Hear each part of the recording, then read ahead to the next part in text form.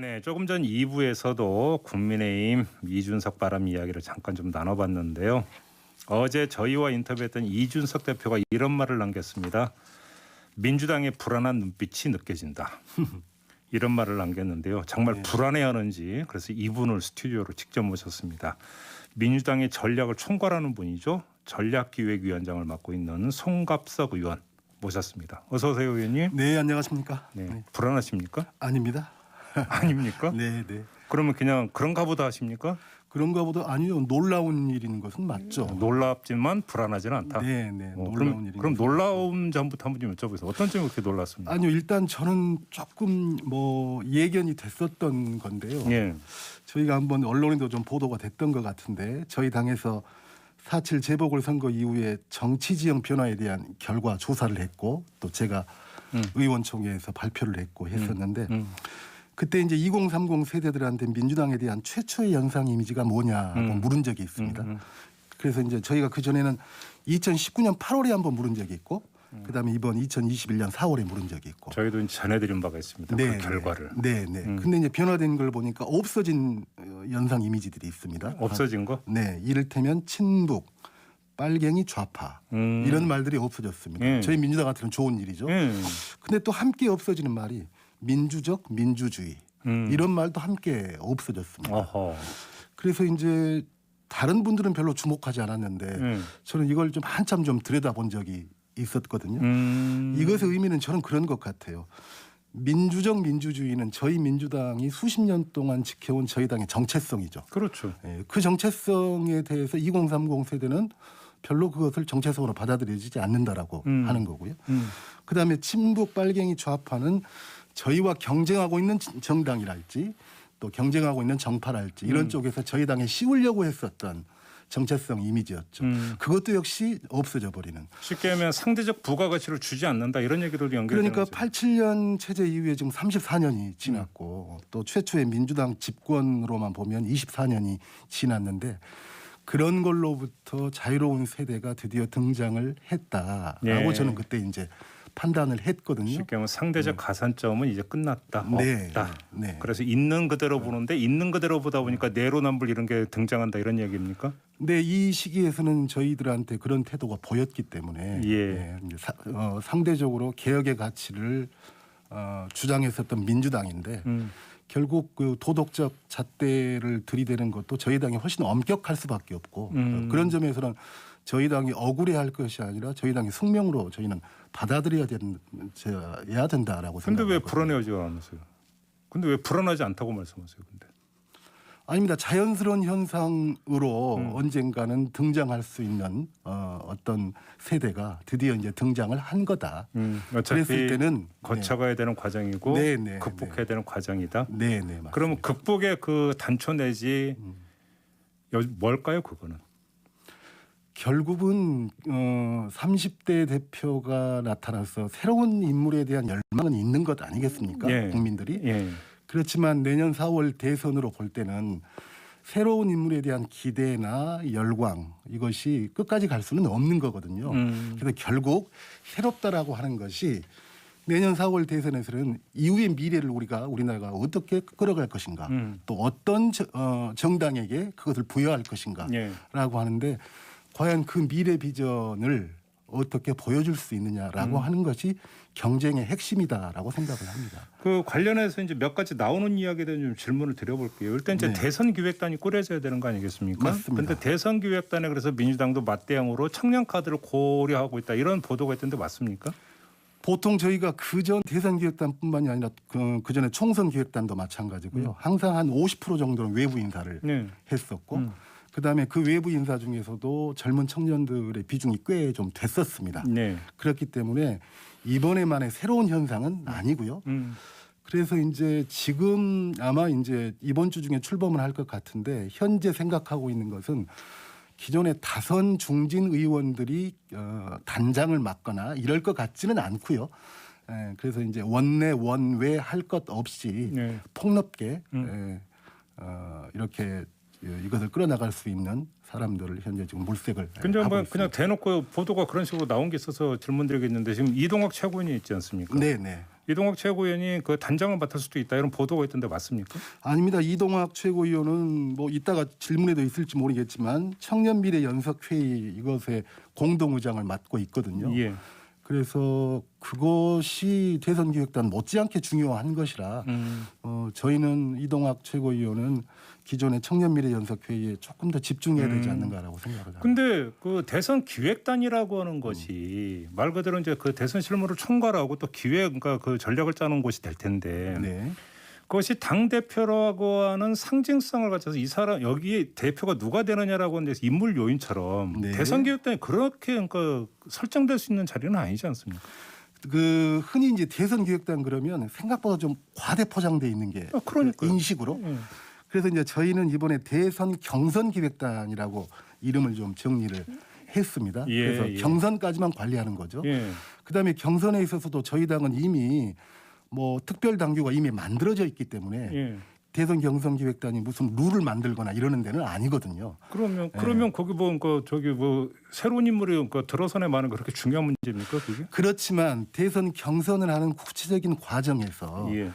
예전 방식의 토론이랄지 또 예전 방식의 뭐 지방순회랄지 그런 방식보다는 어차피 언택트로 될 가능성이 높기 때문에 조금 더 흥행적 요소를 도입할 수 있는 것은 무엇인가 그리고 조금 더 젊은 세대들의 어떤 목소리를 또 낼 수 있는 방법은 무엇인가 이런 고민들을 하다 보니까 20, 30대들도 상당히 여기에 좀 참여를 하게 될 것 같습니다. 어제 나온 보도가 하나 있는데요. 청와대 정무기획비서관의 김한규 변호사. 네. 그러니까 지난 총선에서 민주당 공천받아서 서울 강남 지역에 출마를 했던 분이죠. 네, 네. 이분을 내정했다라는 소식이 있던데 혹시 그 사실관계를 확인해 줄 수 있습니까? 그 뭐 이야기는 지금 진행되고 있는 걸로 알고 있습니다. 혹시 당과도 조율이 된 겁니까? 또 이런 거? 아닙니다. 뭐 당과 조율됐다 이런 것이 아니라 저도 이제 언론 보도가 있다 보니까 예. 뭐 나름대로 조금 확인을 해 보도 봤는데 나온 다음에 사실인지 확인해 봤더니 네, 확인해 얘기가 봤는데 진행되고 뭐 있다. 정확하게 그 자리인지는 모르겠지만 어쨌든 뭐 청와대에 들어가서 뭐 일하기 위해서 이러저러한 어떤 뭐 검증 작업은 진행 중에 있다. 이제 이 정도 이야기는 인사 제가 검증 네, 단계에 네. 있다. 네. 그런데 이게 지금 언론 보도처럼 어떤 이준석 바람에서 나오는 어떤 청년 문제 네. 이런 것들을 대응하기 위한 차원으로 이해를 해야 되는 겁니까? 근데 청와대에서 그렇게 보고 있다라고 하면 벌써 한 달 전부터 생각했다는 이야기인데 그때부터 이준석 대표를 예견하고 했을 리는 저는 없다라고 생각합니다. 그 차원은 아니다. 네. 그런데 사실은 청년 문제는 지금 김광진 비서관이 지금 그 네, 담당하고 있지 않습니까? 네, 청와대 네. 안에서. 네, 그럼 네. 그렇게 연결짓는 시각 자체는 좀 약간 좀 나간 거다 이렇게 봐야 되는 거죠. 그렇죠. 그리고 이분이 뭐 들어가서 구체적으로 어느 부서에서 일할지는 모르겠지만 네. 청년 문제를 다루기 위해서 들어가서 일하는 것은 아니기 때문에 네. 의원님 지역구가 광주죠. 네, 맞습니다. 이준석 대표가 어제 광주를 찾았거든요. 네. 광주에 지역구를 두고 있는 의원으로서 어떻게 받아들이시고 광주 지역 내지 더 범위를 넓고 호남 지역에서 네. 움직임이 어떻습니까? 반응이. 저는 굉장히 바람직스럽다라고 생각합니다. 네. 그 전으로 거슬러 올라가면 김종인 대표부터 시작해서 결국은 명명백백한 역사적인 사실에 대한 그리고 그것이 우리 현대사에서 굉장한 의미를 가지고 있는 어떤 그 사건에 대한 여야 할 것 없이 그것을 인정하고 또 그 의미를 살리기 위해서 어떻게 할 것인가라고 네. 하는 것은 대단히 중요한 거고 그다음에 호남민들한테 당연히 그동안 보수 야당이 보여주지 못했던 모습이기 때문에 그런 점들은 당연히 어필하고 있는 것이 저는 사실이다. 그러니까 여기 두 가지 관점이 있겠죠. 그러니까 대한민국 정치 전반의 발전을 위해서는 당연히 반겨야 될 현상이지만 네. 또 어떤 선거를 앞에 두고 있는 정당의 입장에서는 당리라고 하는 것들을 안 따질 수가 없으니까 네. 이러면 우리 표가 깎이는 거 아니냐 잠식당하는 거 아니냐는 우려는 없습니까? 일단 지금 뭐 여론조사나 이런 걸 보면 저희 호남에도 저희 당의 지지대가 조금 내려가고 그다음에 어떤 곳을 보면 최고 한 20% 가까이 20% 가까이 국민의힘에 대한 지지도도 올라가고 그런 것이기 때문에 지금으로서는 저희한테 경계심도 들고 아픈 부분인 건 맞습니다. 근데 이제 내년 4월 대선이라고 하는 긴 레이스를 생각을 한다면 예. 결국 그 호남이든 어디든지 간에 내년에 새로운 정권은 어떤 미래 비전을 가지고 할 것인가라고 하는 걸로 경쟁을 할 수밖에 없는 것이기 때문에 네. 크게 뭐 지금 뭐 그것 때문에 아주 지금 단계에서 일희일비할 단계는 아니다. 네. 이런 말씀이신 네. 거죠. 알겠습니다. 지금 최근에 정당 지도 추이를 보면은 민주당은 부진, 그 국민의힘은 약진입니다. 당의 전략을 총괄하고 있는 분으로서 이런 현상을 지금 어떻게 진단하고 있습니까? 부진이라기보다는 민주당은 좀 정체라고 봐야 그렇죠. 될 것 같고요. 그다음에 국민의힘은 특히 이준석 대표에 대한 기대감이랄지 그런 컨벤션 효과를 상당히 누리면서 예. 상승하고 있다라고 생각합니다. 근데 당이 정체되고 있는 이유가 뭘까요, 그러면? 근데 거꾸로 생각하면 좀 이런 게 있다고 봅니다. 저희가 이 앞전에 재보궐선거에서 패배를 했죠. 보통 상당히 큰 선거 아닙니까? 예. 그 선거의 의미도 컸었고 예. 그랬을 때 보통은 당 지지도가 상당히 좀 곤두박질 보통 치는 가능성이 컸는데 저희 당은 그러지는 않았거든요. 일정하게 당 지지도를 유지를 해오고 있다. 상당히 큰 선거에서 패배한 정당임에도 불구하고 또 심판을 받은 정당임에도 불구하고 그렇게 진단하십니까? 네, 예. 불구하고 통상적으로 더 좀 지지도가 내려갔어야 되는데 일정하게 받치고 있다라고 보거든요. 그나마 다행입니까? 네, 그러면? 그래서 이제 그것은 여전히 민주당에 대한 기대가 있다라고 생각을 하고요. 네. 그럼에도 불구하고 그렇다면 지금까지 민주당이 송영길 체제가 들어서면서 뭐 민심경청 프로젝트도 진행하면서 사과할 건 사과하고 그런 과정도 있었고 이 앞전에 부동산 관련돼서 12명의 의원들을 정말로 뭐 읍참마속의 심정으로 그 탈당 권유를 하고 이런 것들이 있었음에도 불구하고 왜 그런 것들이 지지도로 반영되지 않을까 이런 고민은 제 나름대로 있을 수 있습니다. 그런데 저는 그 원인이 지금 민주당이 국민들로부터 회초리를 맞고 또 내로남불이라고 하는 것으로 불신을 받고 하는 것이 한두 번의 사건으로 한두 번의 이벤트로 당장에 회복될 수 있는 성질의 것은 아니다라고 생각을 합니다. 지금 의원님 스스로가 질문을 했으니까 답을 내려야 되는데 예를 들어서 탈당 권유를 했는데도 왜 당 지지율이 수렴되지 않을까? 문제는 근데 탈당 권유를 했지만 반발하고 거부하고 있는 의원들이 버티고 있지 않습니까? 다시 말해서 권유만 했지 마침표를 찍지를 못하지 않았습니까? 그래도 저는 그것 때문에 지지율로 반영이 안 됐다라기보다는 결국 그러한 우리 당의 노력들이 지속적으로 앞으로 진행이 돼야 결국 그것들이 지지율로 반영될 거다. 하나만 질문 드릴게요. 네. 자, 탈당 권유를 했지만 이도저도 아닌 상황으로 지금 머물러 있고 부동산 문제 검토한다고 했는데 역시 이도저도 아닌 상황으로 머물러 있고 경선 연기 주장이 나왔는데 이도저도 결정을 안 내리고 있고 손실보상법도 한다고 했다가 이도저도 아닌 죽도밥도 아닌 상태로 있고 이런 상태가 어떤 민주당의 내로남불 이런 걸 떠나서 민주당의 무능을 지금 계속 국민들한테 보여주고 있다는 혹시 자평은 안 하십니까? 손실보상법 관련해서는 뭐 내일로 법안 소위가 예정돼 있는데요. 법안 소위 차원에서는 내일 정도에는 아마 마침표가 찍어질 것 같습니다. 손실보상법 관련해서 소급자금 빠진 상태에서. 네. 뭐 저희 당의 주장은 그런 거니까요. 네. 그런 것일 거고요. 그다음에 이제 경선 연기 관련해서는 경선 연기라는 게 굉장히 중요한 문제인데 일각에서 몇 마디 말이 있다고 바로 우리가 검토하거나 이럴 수는 없는 것 아니겠습니까?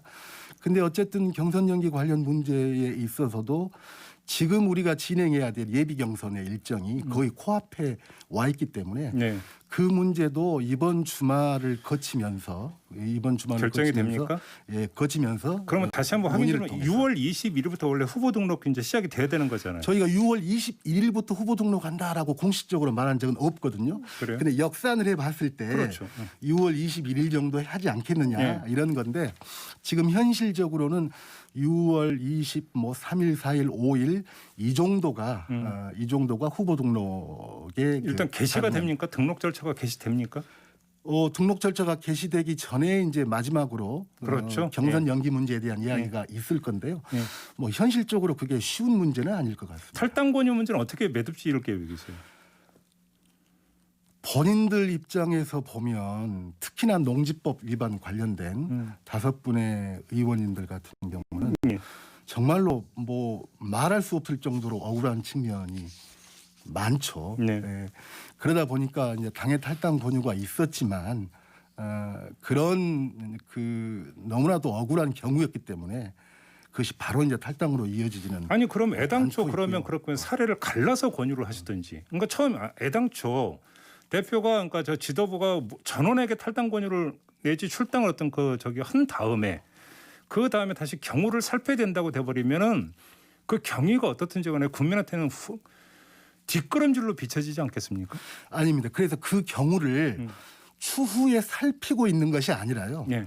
그분들 입장에서는 너무 억울한 문제이기 때문에 바로 그 탈당으로 이어지지 못하고 있는 측면이 있다라고 하는 말씀이고요. 지도부에서 추후에 다시 살피고 있다. 그 문제는 언제 매듭 지어지는 겁니까? 그래서 뭐 아마 그 문제는 조만간 매듭 지어질 걸로 생각을 하고 있습니다. 조만간. 네네. 아무튼 바로 그런 점이 오히려 확실하게 지금 민주당이 이렇게 가고 있구나라는 메시지 전달에서 뭔가 확 떨어진다라는 혹시 자평은 안 하십니까? 뭐 그런 특별 사례 하나만 네. 전체를 뭉뚱그려 가지고 결국은 송영길 대표 체제가 들어서면서 네. 그 전에 정부와 여당에서 쭉 추진해왔던 정책 중에 일부는 수정하고 일부는 보완하고 지금 이런 과정이다라고 생각을 하거든요. 내부 조정 과정이기 예. 때문에 어차피 거쳐야 되는 과정이다. 네네. 그래서 그런 조정 과정을 거치고 있는 것이다라고 생각하시면 될 것 같습니다. 좀 더 기다려 주셨으면 좋겠다 이런 말씀이십니까? 네네. 알겠습니다. 거기에 대한 평가를 우리 애청자 여러분한테 맡기도록 네. 하고요. 자 오늘 인터뷰는 여기서 좀 마무리해야 될 것 같습니다. 앞으로 좀 종종 모시겠습니다. 네. 고맙습니다, 의원님. 네. 네, 더불어민주당의 전략기획위원장을 맡고 있는 송갑석 의원이었습니다.